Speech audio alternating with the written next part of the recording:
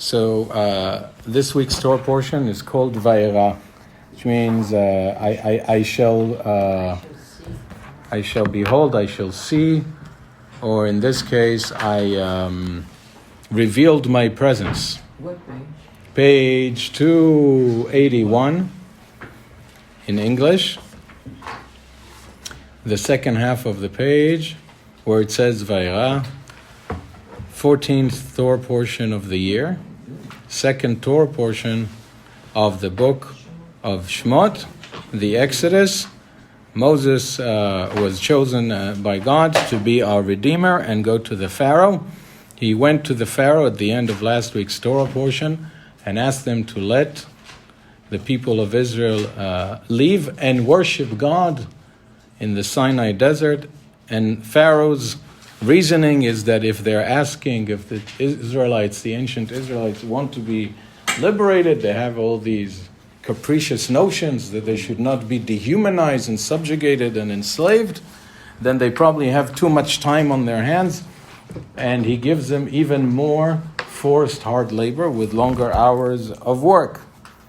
And now the saga continues. 281, verse 2, two last paragraphs. Vayidaber Elokim el Moshe, and God spoke to Moses saying, I am Hashem. Now something very important and interesting, somewhat exceptional in the Torah is happening here. If we read Torah in Hebrew, then we can really understand the inner nuances and depth of the Torah. If we read it in a translation, we're missing the inner core, in a sense, the inner pathos and the inner soul of the words of the Torah. There was a great 20th century German Jewish philosopher called Walter Benjamin. He was a genius, and he combined in his writings Kabbalah and modern philosophy, neo-Marxist thought, cultural criticism of capitalism. He escaped from Berlin to Paris when the Nazis got to power, and then he started escaping from France to Portugal, to Spain. They didn't let him cross overnight. He took his own life. And the next day, they let the whole group through. And he was a unique, solitary genius. And he said that every translation is an act of betrayal. What does that mean? This is what it means. Let's say you're blessed to know Farsi. If you read Rumi, the great Persian poet, in Farsi, you really take in the genius. If you read Rumi in English, like I would, I don't really get his full virtuosity with language, right? The same thing if you can read in Arabic or in Hebrew or in French, Russian, whatever language you're proficient in. If you read a great poet, a great text in another language, once it's translated, it's at least one step removed. You know how I say it? For me, to read a great work through translation is like caressing the face of the person you love with your palm, putting your palm on a person's face, but with a glove. You know, there's like one degree of separation. So if you know Hebrew, you read this verse like this. And Elohim spoke to Moses and told Moses, I am Adonai. See? Two different names of God. Elohim and Adonai. Elohim is one name that the Torah uses for God, which describes our perspective when we think of God as the cosmic creator of the world and the universe. If you open the first chapter of the Torah, God is only named Elohim, the cosmic creator who breathed the soul of life into this world and created the various entities, inanimate and living entities, living beings we have in this world, and implanted in this world, poetically speaking, the immutable laws of nature like gravity and photosynthesis and the way the planets persist in their course in their solar system. That's Elohim, the cosmic creator of nature and everything which exists. That's Elohim. And Elohim is beyond the world. In philosophical language, Elohim is transcendent. external to the world, beyond time, beyond history, beyond human understanding. But we also have the word Adonai, the Yud Hei Vav Hei. And Adonai is God as an unmediated, intimate presence in our lives. In our lives as a species, all of humanity, the human saga, the human story, human civilization, in the story of the people Israel, our national life, and in the individual lives of each and every one of us. God is invested. And that's a big difference between Judaism and, let's say, Aristotle's thought in Greek philosophy. The Greeks, Aristotle thought of God as an unmoved mover, created the world but is disengaged from the world. In Judaism, we believe that God is invested in the human story, right? And so Elohim, God as cosmic creator, is telling Moshe, I am not just a cosmic creator who is beyond the world. I am also Adonai. I am also a living presence permeating and enlivening this world, right? And then God says to Moses in the next verse, Vayera el Avraham el Yitzchak ve'el Yaakov. I appeared before Abram, Isaac, and Jacob, Be'el Shaddai, with another spiritual perspective, the human name for God, which is El Shaddai. Ushmi Adonai lo nodati lahem. But I did not reveal myself to them as Adonai. So we have three names of God going on here. This is very rich and very deep. Elohim, God is the cosmic creator, creating the world like a kid can build, a village from Lego, from the outside, putting this here. I am Elohim, the cosmic creator, but I'm also Adonai. I'm also a living, soothing presence in the world and in people's lives. And the ancestors, the founding patriarchs and matriarchs of Judaism, Abram, Isaac, and Jacob, they knew me, so to speak, by my name, by my spiritual frequency of El Shaddai. And El Shaddai means, it means several things. There's a Kabbalah interpretation, but I'm just going to give you the interpretation of Rashi. Not just, it's the most important interpretation. What Rashi explains is that God, let's say, came to Abraham, and he told him, I am going to make you an ancestor of a new path for humanity. That's monotheism. And you will be the patriarch of a great nation. And you will become a blessing, and your name will be revered throughout the world entire for the rest of history. People will revere and admire you and strive to emulate your ways. And I will give you the land of Israel. But Abram didn't live to see it. He didn't live to see how he ended up having billions of followers, Jews, Christian, Muslims. He didn't live to see how the entire people of Israel dwelled in the land of Israel. In other words, God gave Abram an open check. And he said, here, I wrote you a check for $1 billion. But Abram took that check on faith. He never doubted that the cash is good. Right? And that's why, Abram and the patriarchs, they were so great. They didn't doubt for a second God's open check. Moses, on the other hand, not only was he nervous that at the beginning of his life he wasn't a good speaker, and in order to be a great leader you have to be also a great orator. At the end of his life, the last book of the Torah, the book of Deuteronomy, Devarim, it's all a series of speeches that Moses gave as his legacy and vision for the Jewish people for perpetuity in the last week of his life. And it's a majestic text. He became a masterful speaker. But at that point, he was a traumatized person. He had a stutter. He was very hesitant, and he said, the big shots, the leaders are not going to believe me that, I'm really God's messenger. He had a lot of doubts.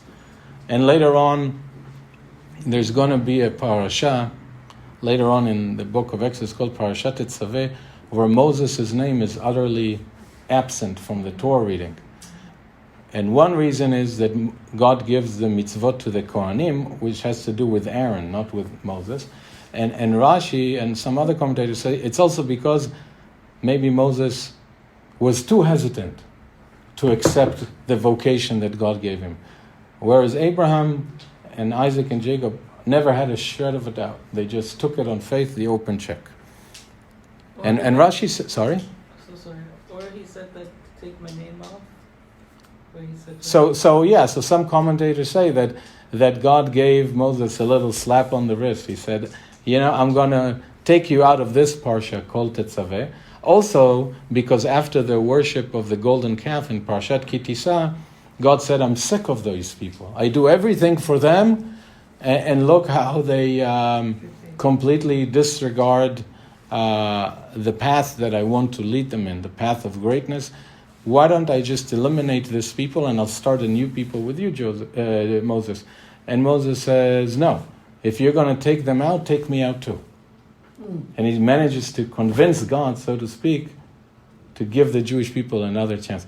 But Moses still had chutzpah to tell God not to, right?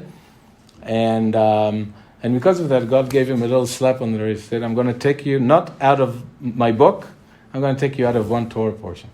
And by the way, this is what Einstein called the creative chutzpah of the Jewish people.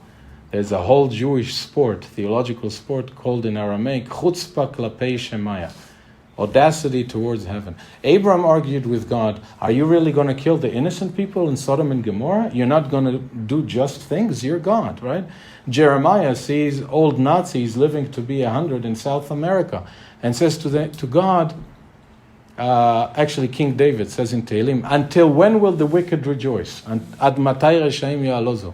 And Jeremiah says to God, how can it be that parents sin, or parents eat unripe fruit, right?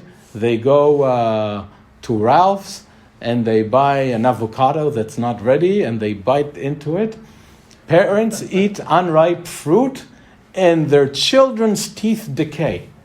How can it be that children pay the price for their parents' mistakes?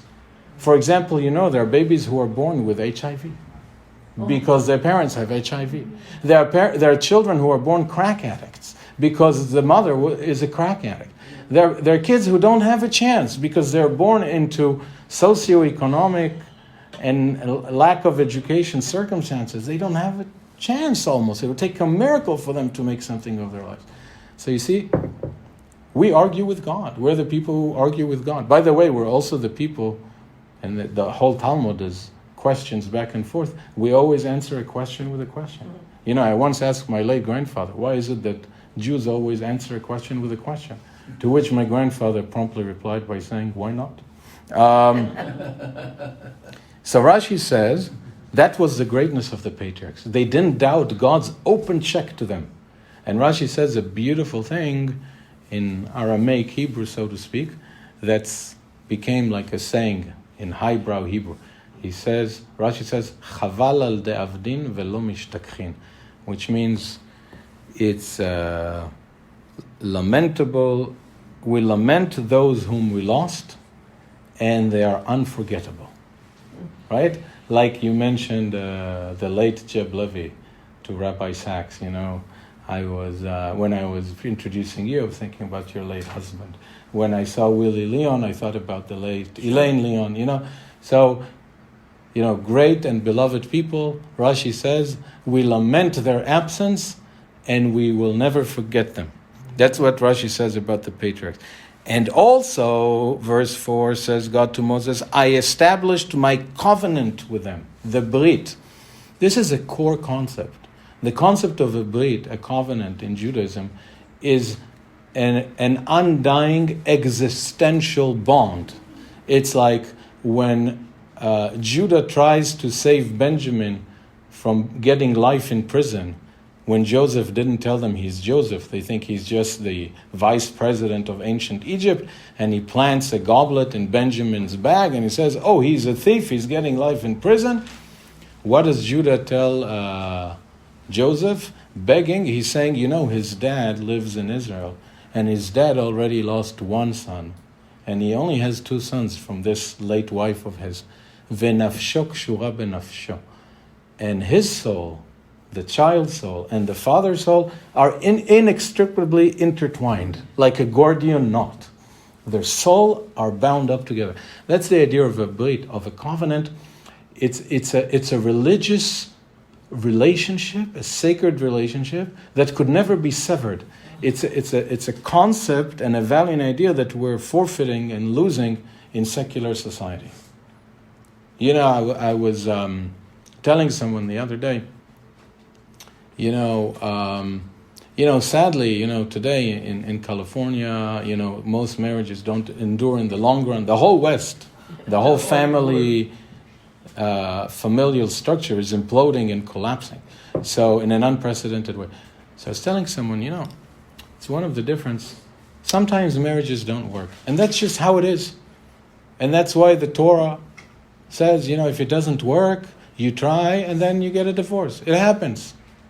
The Torah says that? Yeah, you can get a divorce. Right? The Torah talks about getting a divorce. If it doesn't... But it's hard to get a divorce. Right. And also, I'll tell you a story with a joke to make it a little lighter. That there is a midrash, a rabbinic saying, that, somebody gets married for the first time, it doesn't work out. It's nothing to joke about. It's heartbreaking. One of my colleagues here who got divorced, a great rabbi in Los Angeles, wrote an article about it to the Huffington Post, and you know what the headline was? Divorce is a death. Oh. It's a terrible thing. But so the sages say, when a person, if a person's first marriage doesn't work out, the altar at the temple in Jerusalem sheds tears. But somebody once told me, but if it really wasn't the right person, then it's tears of joy. but setting that aside, we always find something to make it more powerful. So the idea is, sometimes it just wasn't the right choice, and that's fine, and that's legitimate, and that's respected, and it's nobody's business, and it's the way of the world. Unfortunately, that these things happen. But the idea is, if a person decides to get married, the outlook should be, this is for life. Unless, God forbid, something, really bad happens, what are you going to do? But in general, the attitude should be, we're going to do as much as we can that this should work for life. And some people go in and say, hopefully it'll work out. That's not the way to get into a marriage. Hopefully it'll work out. I remember when I was getting a suit for my wedding, there was this tailor, this gentleman, I think he was from India. He was telling my wife and I very unassumingly, where we come from, people get married once and that's that. And he didn't mean it like... But the point I'm trying to tell you is that most of human relationships are what Martin Buber called I-it, instrumental, transactional business relationships. You take an Uber, you get in, you're checking your email, the person drives you, you get to where you want. You might not even notice their face. It's business. But then there are soulful relationships, like relationships in a community, in a family, relationship between an individual or a people with God. These relationships are supposed to be intrinsic relationships. They're not conditional on certain circumstances and time, right? And that's a core notion of religious life, is the idea of a covenant. And God is saying to Moses, I had a covenant, an eternal bond with the patriarchs, and to give them the land of Canaan. By the way, in Hasidic literature and discourse, the land of Canaan comes from the word nichna. According to the Kedushat Levi, a great Hasidic master, she rejuxtaposes the Hebrew letters Knan, you get the word nichna. Nichna means surrender. It's a land of surrendering, ceding the ego and the lower self to God.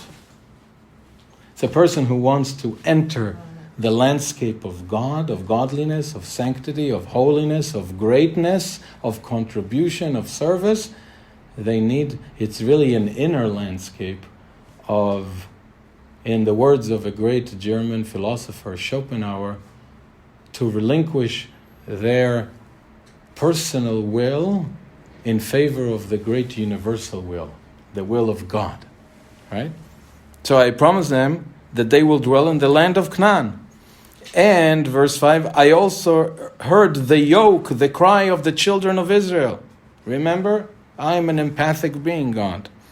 That the Egyptians are laboring them. So tell the children of Israel, verse 6, that I am Adonai, that I am a God who is invested intimately in their story and in their fate and destiny. And here comes what the rabbis call the 4 tongues of redemption. Arba leshonot gula. God is using now 4 different verbs to describe the prospective future exodus from Egypt. And this we read from the Haggadah on the Seder night. We gave Rabbi Sachs 2 days ago our Sephardic, beautiful Moroccan Haggadah. Right? And Rabbi Sachs, you should all buy his Haggadah, because it's half of it is the Haggadah itself. The other half is the whole book he wrote about what Passover is for our people, for Jewish continuity in history, and for humanity. He wrote the Haggadah? Yeah. He wrote his own commentary. And it's basically an entire book that won the biggest award of Jewish books. And it's a very invigorating and deep work. And he writes in that book, Rabbi Sachs writes, that the Seder is the most ancient ritual still practiced in the world, at least in the Western Hemisphere. It's the most ancient religious ritual that is still observed in the world for thousands of years, right? And when we got out of Egypt, we used to do the Seder not in our private homes. That's when we lost Israel. But now we do it with a text all over the world. Globally, we're called an Am Olam, which means both an eternal people and the world's first global people. Today, everybody's global. But when we dwelled in Israel and we had a territorial center, the temple in Jerusalem, people would go in groups and they would basically have a barbecue in Jerusalem by the temple and eat a roasted lamb. Because it's our Independence Day. What do people do in America on Independence Day, July 4th? They have a barbecue. What do people do in Israel? The same thing. Okay? And that's why we have the shank bone on the plate. Because we really used to have those barbecues. And if you study the Talmudic volume, the Talmud's volume on Passover called Tractate Psachim, it tells you exactly how people used to do and who could eat and who could be part of your group. And when could you have the afikoman that, according to some of the commentators of the Talmud, was really a Greek dessert? Really interesting stuff. In any event, here are the 4... Yes, please. Let me see, sir. Please. You brought back... When you said the bone reminds us of, let's say, the bone on the... right, the roasted lamb. Yeah. In Morocco, and I haven't heard this from anybody else, the night of Karhamida, when we burn we have a piece of liver, and why we eat liver that night? That people went crazy. You didn't have to buy much, even if there was for one bite for each member of the family. And the story that at least I was given is that when we left Egypt, we slaughtered whatever we had to take the road, and the liver we had to eat it there because it will spoil. I see. And the rest of the cow didn't, or lamb or whatever. So it might be a reenactment of the Exodus itself. Yeah. And of course also... I haven't heard that from any other. I wonder where Moroccans got to that. They're very interesting. Very, very interesting. Some people have custom that they wear sandals and they have those... Yeah, some people reenact the whole Exodus. They put in like a backpack, and of course the matzot we didn't have time to bake. But let's focus on this text. The following few verses appear in the Haggadah. Verse 6, therefore, God says to Moses, tell the children of Israel that I am Adonai, I am a presence, a living, loving, soothing presence in their lives, national lives, and personal lives. Vehotzeti etchem, and I exited you, so to speak, from the sufferings in Egypt.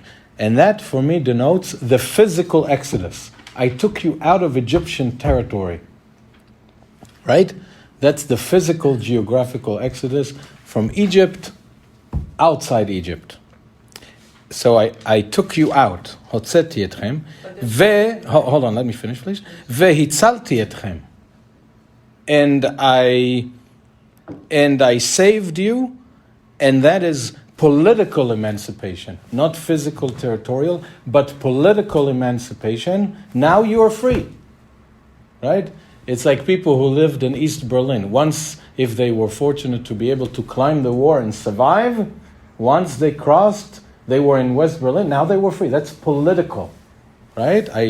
I saved you, political liberation. Vega'alti etchem. And I redeemed you, and I salvaged you with an outstretched arm and with great miracles. Of course, Maimonides explains God doesn't have an arm. This is a metaphor, allegorical speech, poetic renditions. So far we have 3 verbs. And I took you out, physically out of Egypt. And I saved you, politically. And I salvaged you, spiritually, soulfully. And hold on, and the last one, correct, in verse 7, Velakachti etchem li le'am. And I took you unto me as a people. Now you're subservient to me instead of to the Pharaoh. And the idea is that everybody in the world, unless they're completely lost, and then they're not going to have a very joyous life, God forbid, everybody in the world has a certain value that they prize the most. For some people, it's their material comfort. For some people, it's all about how other people perceive them. For some people, it's money or power. For some people, it's serving God. For some people, it's doing everything for their families. These things can be intertwined. They don't have to be separate. But God, so everybody is kind of subserving something in this world, even if it's their own physical pleasures. And God is saying, instead of being subservient to the Pharaoh, now you're going to be my envoys in the world. In Parshat Yitro, we get the Torah. God says, I am going to make you a kingdom of priests, a religious elite for you. And Rabbi Ovadia Sforno, an Italian Sephardic rabbi, commentator, says, it means I'm going to make you God's ambassadors to the world. Right? So the last one, I took you unto me as a people. So, the idea is that I gave you a vocation. I gave you a job description, a mission statement. Today we talk about mission statements for organizations. The mission statement of the Jewish people is Kiddush Hashem, to sanctify and make God's name rendered and famous in the world. And I shall be your God, and you will know that I am Adonai, your God. We will have an intimate relationship for perpetuity, for the rest of history, as long as human civilization persists. It's like those who read the blessings after the Haftarah, the prophetic section on Shabbat. It's one of the most beautiful blessings that exist in Judaism. It says that God swore to King David, that his lineage, the Davidic dynasty and the Jewish people, that their light should never be extinguished. Amen. Right? So, the 4 languages of redemption. Right? I took you out physically, I saved you politically, I salvaged you religiously, and I took you unto me as a people, embraced you with a special vocation. Right? Verse 8. And I brought you to the land that I promised Abraham, Isaac, and Jacob, and I will give it to you as an inheritance. Right? So, morasha really means a legacy. What's the difference between an inheritance and a legacy? The last Torah portion, V'zot HaBracha, that we read on Simchat Torah Day, not on a Shabbat, it says, Torah tziva lanu Moshe. Moses instructed the Torah, God's teaching to us, morasha. It is a legacy to the community of Jacob, to the Kilat Yaakov. And that's, in some religious communities, it's basically the first verse from the Torah that children are learn once they can speak after Shema Yisrael. What's the difference between an inheritance and a legacy? Let's say I have a very elderly aunt in Florida, and she passes away, and the lawyer calls me and he says, Tal, Aunt so-and-so passed away. She left you an inheritance, $5,000. That's an inheritance. It's a handout. You didn't earn it. It was handed to you, right? A legacy is something you have to earn, right? Rabbi Sachs, his father came to England as a 6-year-old boy, as a refugee from Poland. And he had to leave school at 14 to support his family. And his mother had to leave school at 16 to support her family. And he said in interviews that his parents didn't have the opportunity to learn a lot, but they had an immense love for Judaism. That's what they gave him. There's a beautiful story that I didn't get a chance to ask him to tell, that when he was a young boy, one day they walked out of synagogue on Shabbat, and back then, it's just a few years after the Holocaust, people were afraid to show they're Jewish still. And a well-meaning man told Rabbi Sachs' father, you forgot to take your son's kippah off outside the synagogue. And Rabbi Sachs looked at that man and told him, no child of mine will ever be embarrassed or ashamed to walk tall and proud as a Jew. And that made a huge imprint on Rabbi Sachs. And then, in one interview, Rabbi Sachs quoted the English Romantic poet Wordsworth, who said this, that which we love, others will love too, and we will show them how. Right? That's how we show our children and grandchildren love of Judaism. So that's the idea of a legacy. That's the idea of a legacy. Our children and grandchildren have to earn it, right? And, I asked Rabbi Sachs about parenting, how to succeed as parents today. It's very hard to do parenting today. And he defines parenting as leadership by example. And I got to tell you, I looked at him, he really stopped to think. He didn't have one of his already thought out ingenious answers. And it was amazing. Because I don't know if you noticed, he said very unassumingly, very seamlessly, I wasn't a very good parent. My wife was a really good parent. It's so real. And then he said, basically, you have to model for your children how to be, and you have to hope that they will follow you. They might not. You have to hope that they will, and also that they follow you with mindfulness and thoughtfulness and not like robots. I'm paraphrasing his words, right? So that's the idea of a legacy. And here comes a very important verse. Maybe I'll speak about it Shabbat morning. Verse 9. And Moses told the children of Israel what God said. Everything we just discussed, that he's going to take them to Israel like he promised the patriarchs. What did the people say? And they didn't listen to Moses because they were too busy working on their smartphones. No, they didn't listen to Moses because they were short of breath, right? They were working forced labor, and they were out of breath and overworked. Here's how I look at this verse, friends, how it's relevant for us today, right? There was a great man in America called Stephen Covey. He was a Mormon, a religious Christian. He was very involved in his community. He lived in Utah, and he was a great business and life coach. He was a guru of many great people who succeeded. And his greatest work is called The 7 Habits of Highly Effective People.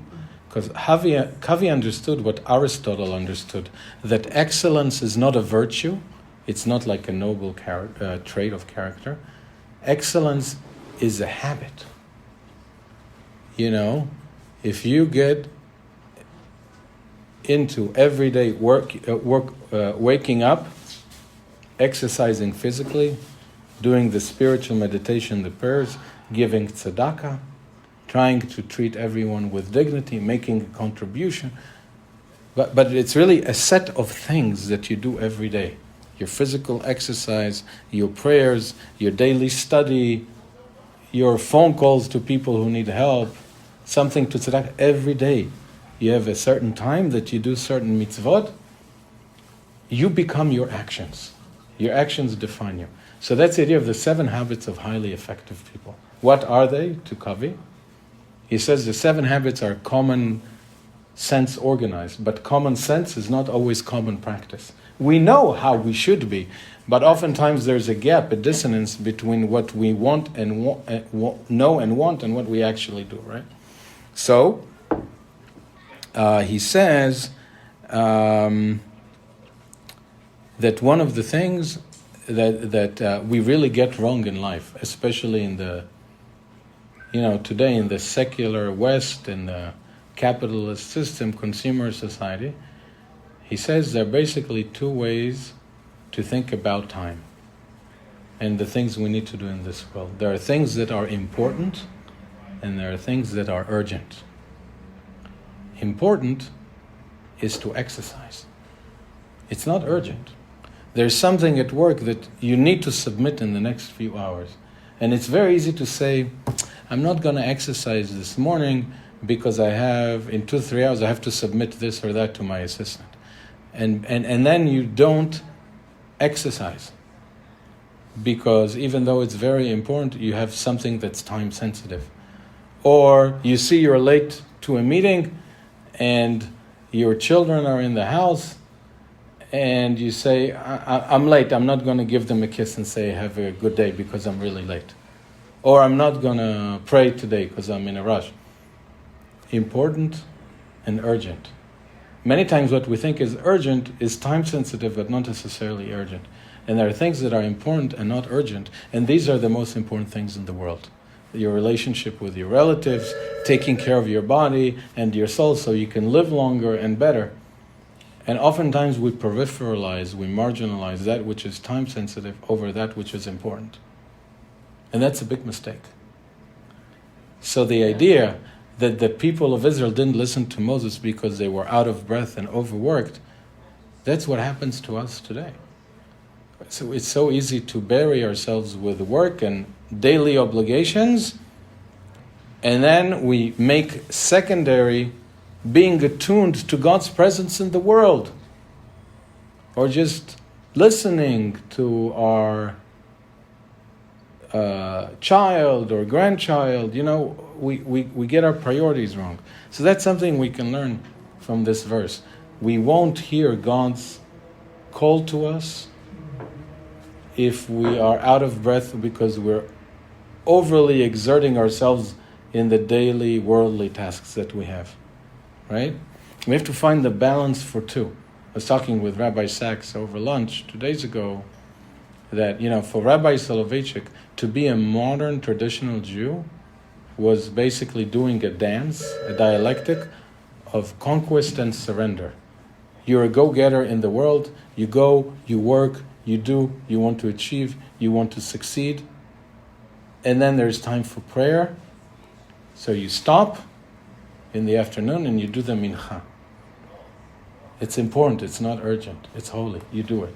It's Shabbat, you stop, you conquer, and then you surrender. And when you surrender, you really make time for what's important, right? And Kavi also writes in this book that nobody ever thinks to themselves at the end of their lives, I wish I spent more hours at the office. Nobody does that. I spoke about it many times from the pulpit. There's this fantastic book that an Australian nurse, Bronnie Ware is her name, called The Top 5 Regrets of the Dying. What are the 5 most common regrets that people have on their deathbed? And the first one is, I wish I lived the life that I had the courage to live and not the life that other people expected me to live. That's what God told Abraham. Go beyond your culture, your country, the way you were brought up in your family, to the land, to the inner place that I will show you. Don't be afraid. Be brave. Carve out your own path in life, right? And I wish, I wish I made amends with certain people in my life, all kinds of things like that. And now, verse 10, and God spoke to Moses, saying, come to the Pharaoh, speak to the Pharaoh, and he shall send the children of Israel from his land. And again, Moses has these hesitations. The Jews are not listening to me. How is the Pharaoh going to listen to me? And again, I am of uncircumcised lips. Right? It's a poetic rendition. I don't have proficient speech. And God said to Moses and to Aaron, Aaron was the spokesman for Moses at that point, and he tells them, go. And now, the next part, the second aliyah, it gives you a genealogy of the different families that came to Israel, and Moses and Aaron's genealogy, because they are the leaders and their respective families.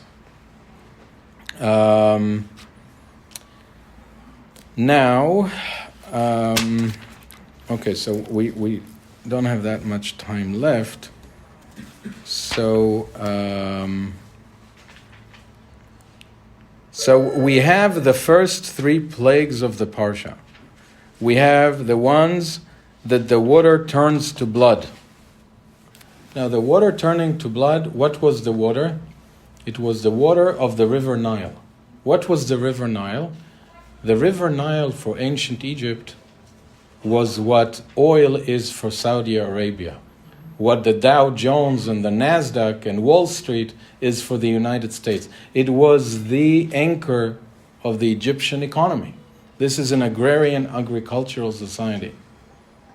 And the Egyptian economy lives or dies by the Nile. And the idea that the water turned into blood represents that in the name of economic profit, there was exploitation, persecution, and ultimately murder. Right? Ultimately? Murder. People were being murdered. Pharaoh was a mass murderer. That was what happened to Egypt. And if you look at many of the world's great empires, there was a scholar, I think it was a Harvard scholar, Paul Kennedy, who wrote a book called The Rise and Fall of Great Powers. And he sees a lot of empires implode.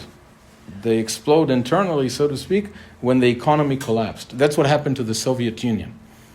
But really, if you look at it, for example, the Roman Empire, the demise started when they lost their inner compass and their moral integrity, right? You go to Rome, you see the ruins of the Colosseum. What did they do at the Colosseum?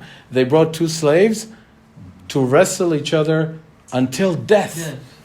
And everybody went and bought tickets like they're going to the Staples Center to watch the Lakers. It was entertainment. People had fun. Right? So there was a great Jewish modern philosopher, a spiritual Zionist called Echad Ha'am. That was his nom de plume, his writer's name. His real name was Asher Tzvi Ginsburg. And he said something very beautiful. He said, more than the Jewish people kept Shabbat in exile outside Israel, Shabbat kept the Jewish people. It kept us intact in our relationship with each other and with God. So then there was a great non-Jewish philosopher, one of the most important modern thinkers, Immanuel Kant, who said, I'm paraphrasing, he has a book called Toward Perpetual Peace. He shows that democracies never go to war against each other, one democracy against another. Because in democracies, the people decide, and the people don't want to go to war if you can avoid it.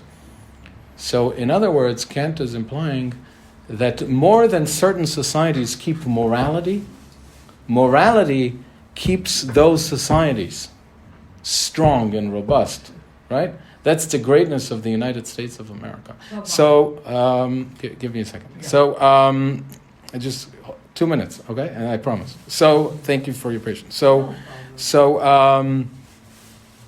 where were we here?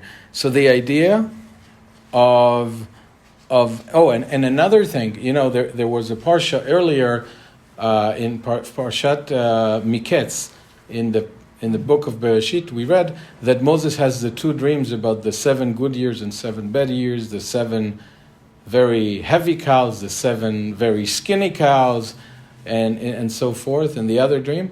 And it says at the beginning that Pharaoh has a dream that he's standing on the Nile. It means by the Nile, but in Hebrew it literally means standing on the Nile. And you know what Rashi says? He says that meant that Pharaoh hinged his entire existence, his sense of self-worth and identity on the economy. You know, some people, they feel that they are the assets that they have. And if they don't have those assets, if they will lose this job, that they are the CEO or the rabbi or whatever it is, the senator or the lawyer in this prestigious law company, if they lose that power, that position, they're going to be nothing, because that's who they are. They are their bank account, or they are their formal position at work. And that's the mistake that people make. And the Torah says, no, you are a soul. You are of an intrinsic worth. There's another great rabbi in Israel, Adin Steinsaltz, a great genius. He once wrote an article. There were a couple of people in Israel, celebrities, who lost their wealth and took their own lives, tragedy. And he says that's what happens in a society when people are being told that they are what they have.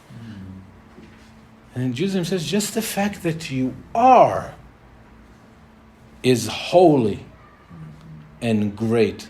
You know, and that's the idea of Shabbat. You know, that's Herman Cohen, another great Jewish philosopher. In his book, he says, Shabbat levels the playing ground, the playing field. You go on Shabbat to synagogue, and you can see two people sitting in the same row. And one has hundreds of millions, and the other one lives on $24,000 a year. Right? But they're all sitting on the same row, and they're all praying before God, and they're all equal before God. Right? And the Lubavitcher Rebbe had a great commentary on this verse. He says today, and he made that commentary in America in the 20th century, a lot of people are sacrificing their children's soul to the Nile, to the economy. And I think what he meant was kind of like the parents are saying, you know, invest, you know, so much money in sending our kids to get first class daily Jewish education. It's too expensive to send our kids. So let's not give them that kind of encompassing Jewish education and save money. But sometimes parents choose to save money on that Jewish education, but they spend the same amount of money on vacations and the kind of cars that they use and the kind of new kitchen that they do and the kind of new floor, parquet floor or marble floor. So they spend that money, but instead on Jewish education, they do it on tiles, on kitchen, on vacation, and on cars. So exactly. So that's a great teaching. It's a great challenge for us. So the last thing I'm going to say today, friends, is from verse 26. And this is also very, very important. God says to Moses, come to the Pharaoh and tell him, this is what Hashem said, Shalach et ami v'ya'avduni. Let my people go and they will serve me. Of course, we know that let my people go was the slogan during the Cold War to let Soviet Jewry out of the Soviet Union, right? Yeah. But this is not the end of the verse. It's let my people go so that they shall serve me, so they shall serve God. So the idea in Judaism, and this is very deep, this will conclude with your permission for today, is that we want in life two kinds of freedom. One is political freedom. That's why we came to America or to Israel from the countries that we left. Political freedom. That's the exodus from Egypt. But the ultimate goal, objective in philosophy, telos, the ultimate objective of human life is not political freedom, it's spiritual freedom. So you take the freedom that you have, let's say, as an American, and you harness it to leading a great and ennobling existence with the dignity of a purpose and the loftiness of a vocation. And that's why we got the Torah. Getting the Torah and embracing the Torah as our path in life is the ultimate expression of human freedom. Right?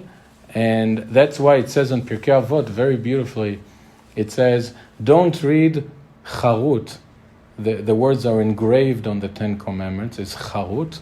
Read cherut, which means freedom. Don't read charut engraved. Read cherut, freedom. And in Hebrew, the word law, like Torah law, chok, is like the word chokek, lachkok, which means to engrave. It should be engraved in your soul. And Rabbi Sachs, to conclude with him, since he graced us with his presence 48 hours ago, he was very close with a great political philosopher, the late Sir Isaiah Berlin, one of the great political theorists of the 20th century, a Jew whose parents left Eastern Europe in time before the Holocaust, moved to England. He was at Oxford and became very close friends with Rabbi Sachs. And he asked Rabbi Sachs when he was old and ill to also officiate his funeral. And Isaiah Berlin wrote a book called Two Concepts of Freedom. And he says there's freedom from and freedom to. Freedom from is freedom from living under state intervention in Khamenei's Iran or in North Korea. That's freedom from external coercion. But then there's freedom to be, to cultivate a higher self. That's the Torah, that's the deeper freedom. So there's positive freedom, freedom to be, and negative freedom, freedom from external persecution and coercion. And that's really something that we should realize, how blessed we are and how blessed our children and grandchildren are to live in America. And Rabbi Sachs says, we are the most blessed generation in Jewish history. Nobody ever had both independence and sovereignty in Israel and complete equality and opportunity in the diaspora. And when I was in rabbinical school, we had a survivor come speak to us. He says to us 3 things I'll never forget. He says, I'm going to give you 3 tips for life. One is, if you see someone asking for money, give him something. Even if you give them a quarter or a dime, would give them something. The other thing she said is, if we didn't have Israel, the state of Israel, we couldn't even cross the street safely. And the last thing she said to us as young people, she said, I grew up in Lithuania. It was a terribly anti-Semitic society. Some Lithuanians collaborated with the Nazis with great enthusiasm and joy and murdered us. You are in America. You really have a chance. You really have incredible opportunities. Make something of yourself. Not just political freedom, but spiritual freedom. In the words of Tony Robbins, America's great self-help guru, the title of one of his books, Awaken the Giant Within. Right? So, let my people go so that they may serve me and lead a life worth living. Thank you very much.